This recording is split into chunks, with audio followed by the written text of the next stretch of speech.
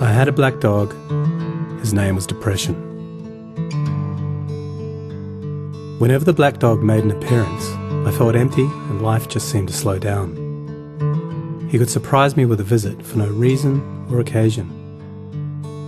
The black dog made me look and feel older than my years. When the rest of the world seemed to be enjoying life, I could only see it through the black dog. Activities that usually brought me pleasure suddenly ceased to. He liked to ruin my appetite. He chewed up my memory and my ability to concentrate. Doing anything or going anywhere with the black dog required superhuman strength. At social occasions, he'd sniff out what confidence I had and chase it away. My biggest fear was being found out. I worried that people would judge me. Because of the shame and stigma of the black dog, I was constantly worried that I'd be found out. So I invested vast amounts of energy into covering him up. Keeping up an emotional lie is exhausting. Black dog could make me think and say negative things. He could make me irritable and difficult to be around. He would take my love and bury my intimacy. He loved nothing more than to wake me up with highly repetitive and negative thinking. He also liked to remind me how exhausted I was going to be the next day. Having a black dog in your life isn't so much about feeling a bit down, sad or blue. At its worst, it's about being devoid of feeling altogether. As I got older, the black dog got bigger and he started hanging around all the time. I'd chase him off with whatever I thought might send him running. But more often than not, he'd come out on top.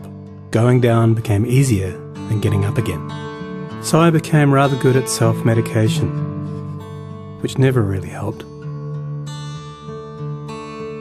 Eventually, I felt totally isolated from everything and everyone.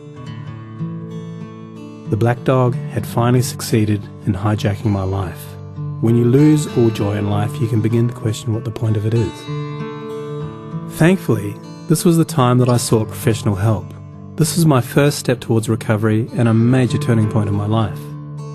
I learned that it doesn't matter who you are, the black dog affects millions and millions of people. It is an equal opportunity mongrel. I also learned that there was no silver bullet or magic pill. Medication can help some, and others might need a different approach altogether. I also learned that being emotionally genuine and authentic to those who are close to you can be an absolute game changer. Most importantly, I learnt not to be afraid of the black dog, and I taught him a few new tricks of my own. The more tired and stressed you are, the louder he barks, so it's important to learn how to quiet your mind. It's been clinically proven that regular exercise can be as effective for treating mild to moderate depression as antidepressants, so go for a walk or a run and leave the mutt behind. Keep a mood journal. Getting your thoughts on paper can be cathartic and often insightful. Also keep track of the things that you have to be grateful for. The most important thing to remember is that no matter how bad it gets, if you take the right steps, talk to the right people, black dog days can and will pass. I wouldn't say that I'm grateful for the black dog, but he's been an incredible teacher. He forced me to reevaluate and simplify my life. I learnt that rather than running away from my problems, it's better to embrace them. The black dog may always be part of my life, but he'll never be the beast that he was. We have an understanding. I've learned through knowledge, patience, discipline and humour, the worst black dog can be made to heal.